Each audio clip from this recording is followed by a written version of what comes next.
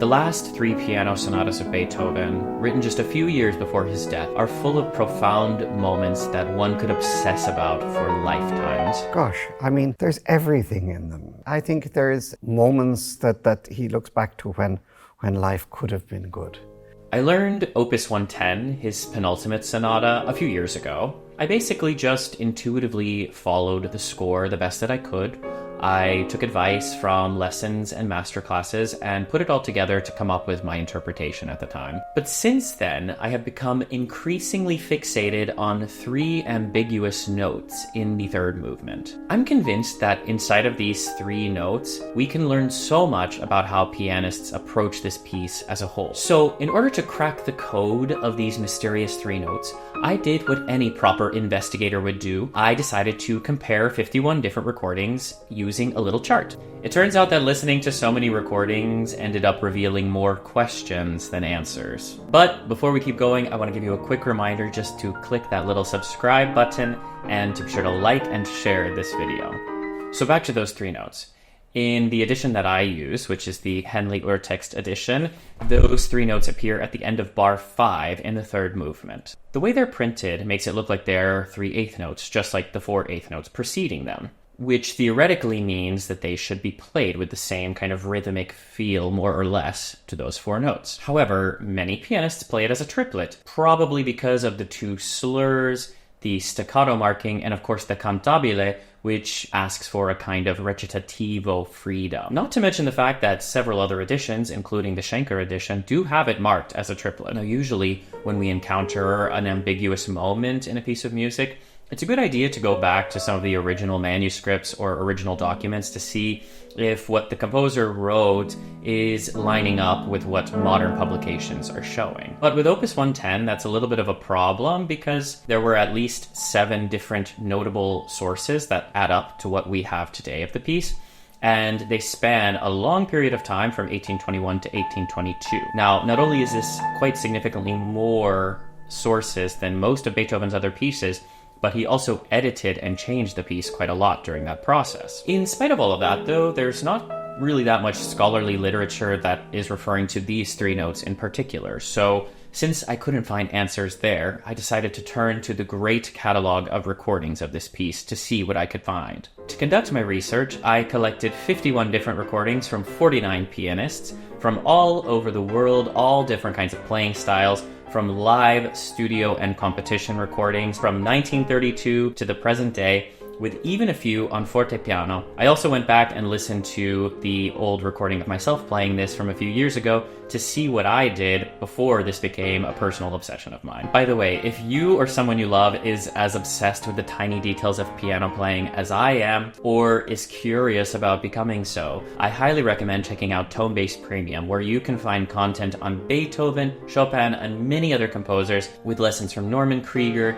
John O'Connor, Seymour Bernstein, and tons more, giving you their insights on some of the most interesting and most illuminating topics of piano playing. Be sure to check out the link in the description below or right up here for more information. So now I would like to share with you the results of my highly scientific research. Basically, I determined that most pianists play this piece either in clear triplets, clear 8th notes, or with a rubato that puts them somewhere in the middle. There were also a few examples that I listened to that I would say exist completely outside of this spectrum. Playing the 3 notes as a triplet was by far the most popular option, with a wide range of pianists using it.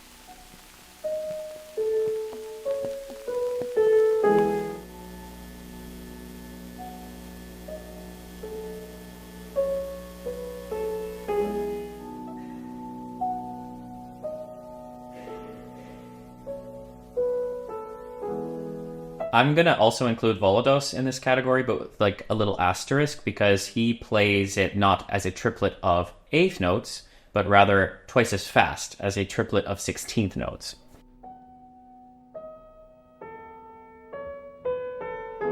A smaller but quite star-studded group of pianists plays these 3 notes as strict 8th notes. This includes pianists such as Neuhaus, Pollini, Richter, and Uchida.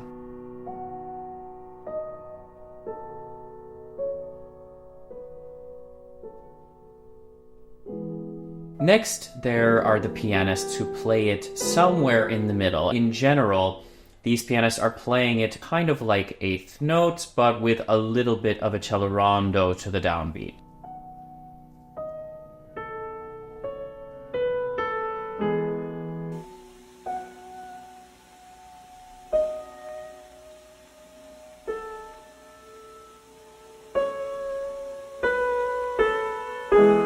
I also, when I was listening to my old recording, played it this way as well.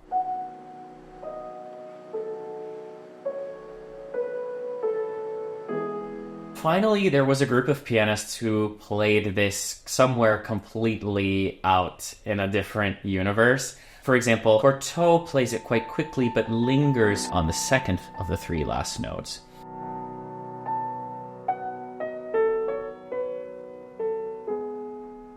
And Lubimov, playing on the fortepiano, does something really interesting with rubato that's quite hard to describe. You should just listen to it.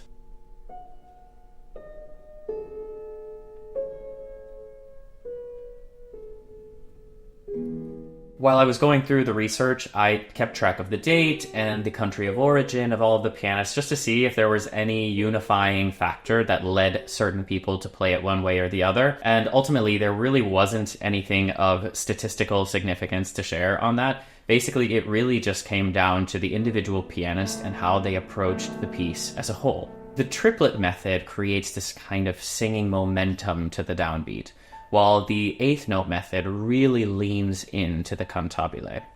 Something I really appreciate about the rubato method is that it creates an interesting parallel between those last three notes and the similar motivic figure in the next measure.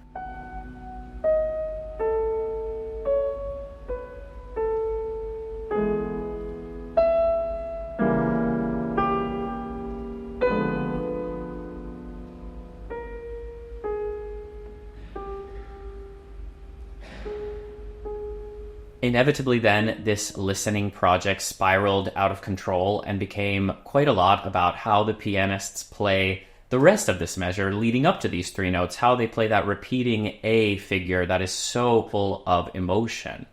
Some, like Kissin, made it a very dramatic statement.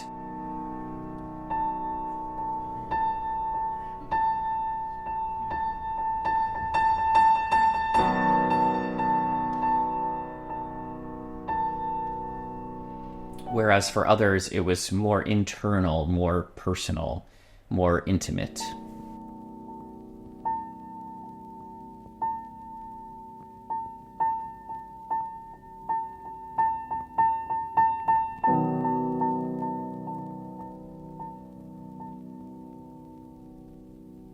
One quick side note that I found really interesting is that one of my favorite pianists, Maurizio Pollini, plays these in a way that no other pianist I listen to does, and in a way that I could not find in any literature or any other edition, where instead of playing repeated A's, she actually alternates between A and the octave above.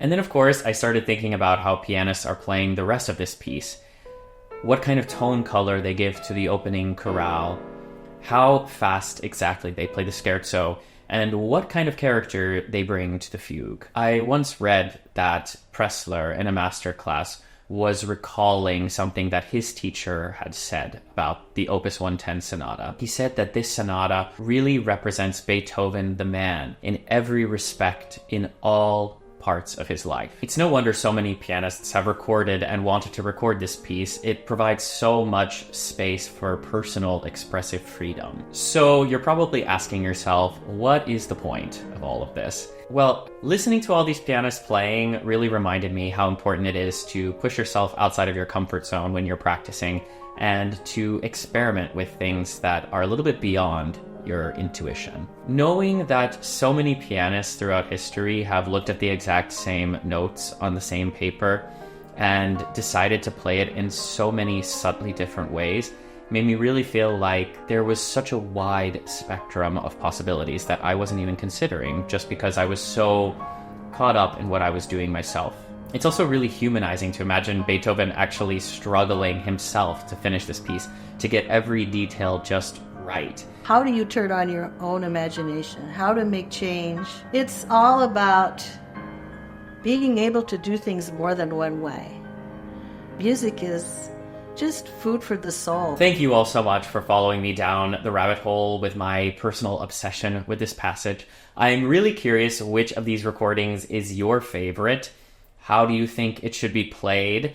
And what little tiny detail of piano repertoire are you obsessing about lately? Go ahead and sound off in the comments and let me know what you're thinking about. Also, just a quick reminder to like and subscribe, and also to check out Tonebase Premium, where you can explore the entire library of super informative content on Beethoven and many other lovely topics of piano.